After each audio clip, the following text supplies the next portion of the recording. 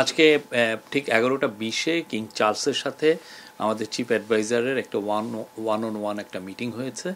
এটা একটা private meeting ছিল, এটা ওনারা দুজনই ছিলেন ওই মিটিংয়ে। এবং সেই মিটিংয়ে বাংলাদেশের যে যে যেই একটা বড় রকমের একটা যে ট্রানজিশন হচ্ছে সেগুলো নিয়ে কথা হয়েছে। আর আমাদের চিফ অ্যাডভাইজার কিং চার্লসকে জানিয়েছেন যে তারা কী কী রিফর্ম ইনিশিয়েটিভ নিয়েছেন, এই ইন্টারিম গভর্নমেন্ট কী কী রিফর্ম ইনিশিয়েটিভ নিয়েছে সেটা নিয়ে কথা হয়েছে।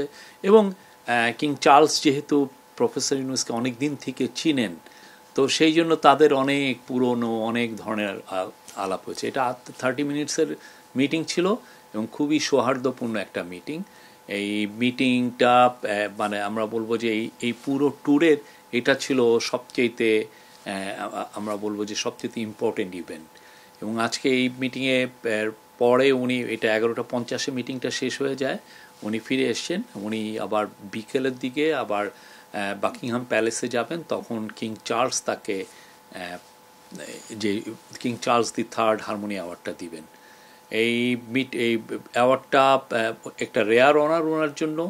বাংলাদেশের কনটেক্সটে এই সময়ে এইটা একটা বড় স্বীকৃতি, বাংলাদেশের মানুষ পুরো বাংলাদেশের জন্য এটা একটা বড় অনার।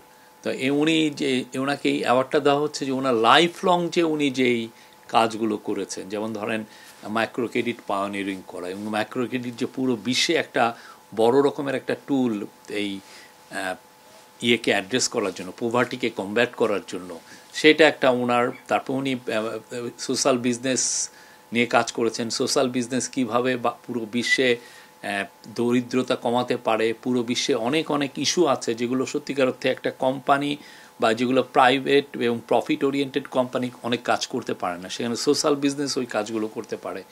সেইখানে ওনার এই সোশ্যাল বিজনেসের কনসেপ্ট প্লাস হচ্ছে উনি 3.0 নিয়ে কাজ করেছেন। তো কিং চার্লস এই ওনার যে পুরো যে লাইফ লং যে ডেডিকেশন মানুষের জন্য, মানুষের মঙ্গলার্থে যে কাজগুলো উনি করেছেন, তারই স্বীকৃতি হবে king Charles III harmony award. কিং চার্লসের সাথে ওনার সম্পর্কটা অনেক পুরনো। কিং চার্লস ওনার কাজের সম্পর্কে পুরোপুরি ওয়াকিবহাল, জানেন উনি কী কী কাজ করছেন। কিং চার্লস আপনি জানেন খুবই দরিদ্র বান্ধব একজন কিং, এবং উনি এনভায়রনমেন্ট নিয়ে ওনার অনেক ভালো ভালো কাজ আছে। তো কিং চার্লস ওনার প্রফেসর ইউনুসের যেগুলো বই লিখেছেন তার মধ্যে একটা বড় বইয়ের ফরওয়ার্ড লিখে দিয়েছিলেন কিং চার্লস, এবং এটা খুবই গ্লোবাল ব্লকবাস্টার ছিল বইটা। আজকে 1-to-1 মিটিংয়ের পরেই আজকে খুব আর একটা অভূতপূর্ব ঘটনা হয়েছে যে কিং চার্লস এবং তার কুইন ক্যামিলা তাদের স্বাক্ষরিত এবং তাদের ছবি সম্বলিত একটা গিফট ওনাকে দিয়েছেন। সেটা মানে ওনার জন্য খুবই সম্মানের ছিল। এটা সত্যিকার অর্থে যে তাদের মধ্যে যে যে সম্পর্ক, এই যে একটা পুরনো যে একটা সম্পর্ক, তারা দুজনকে যে চিনেন এবং দুজনের যে পারস্পরিক যে রেসপেক্টের যে জায়গা, সেই জায়গার থেকে এটা একটা খুবই আমরা বলবো যে ওনার প্রতি একটা ওনার একটা অনার দেখিয়েছেন। আজকে আপাতত যেই কিং চার্লস III হারমোনি অ্যাওয়ার্ডের বাইরে ব্রিটিশ পার্লামেন্টের যে স্পিকার, কমন্স সভার যে স্পিকার, তার সাথে একটা মিটিং আছে, সেটা ওয়েস্টমিনিস্টার মানে যেখানে ব্রিটিশ পার্লামেন্ট, সেখানে এটা মিটিংটা হবে। ওইখানে অনেকেই থাকবেন, তার সাথে ন্যাশনাল সিকিউরিটি অ্যাডভাইজার থাকবেন, স্পেশাল এনভয় থাকবেন, আমাদের হাই কমিশনার থাকবেন। তো ওই মিটিংটা খুবই ইম্পর্টেন্ট। ওইখানে মানে জাস্ট আমরা যে রিফর্মগুলো করছি, অনেকগুলোই তো আমরা পার্লামেন্টারি ফর্মেই থাকছি, তা পার্লামেন্টারি ফর্মে যে রিফর্মগুলো নিয়ে এগুলো নিয়ে আলাপ হবে। আর একটা হচ্ছে যে আমরা গত 3 দিনে 10, 11, 12 এই আজকে সহ এই 3 দিনে কিন্তু ওনার সাথে যারা সফর সঙ্গী এসেছেন, national security adviser doctor Khalilur Rahman, special envoy Lutfe Siddiqui, তারপরে আছেন হচ্ছে অ্যান্টি করাপশন কমিশনের চেয়ারম্যান আব্দুল মোমেন, আর বাংলাদেশ ব্যাংকের গভর্নর আহসান এইচ মনসুর, এনারা 4 জন কিন্তু ইন্টেন্সিভলি মিটিং করেছেন গত 4 দিনে। তাদের মধ্যে মিটিং যেমন ছিল, এনসিএর সাথে একটা মিটিং ছিল গতকাল, খুবই আমি বলবো যে ফলপ্রসূ একটা মিটিং। আপনি দেখেন এনসিএ কিন্তু গতকালই জানিয়েছে যে তারা এই যে সাইফুজ্জামান চৌধুরী জাবেদের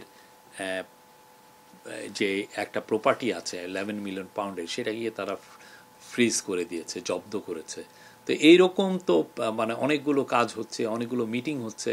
তারপরে লুৎফি সিদ্দিকীর সাথে কয়েকজন মিনিস্টারের মিটিং হয়েছে, ন্যাশনাল সিকিউরিটি অ্যাডভাইজারের সাথে অনেকগুলো মিটিং হয়েছে। তো আমরা আশা করি যে এগুলোর মিটিংয়ের অনেকটার এটার সাকসেস ফ্রুটগুলো আমরা খুব দ্রুতই পাবো।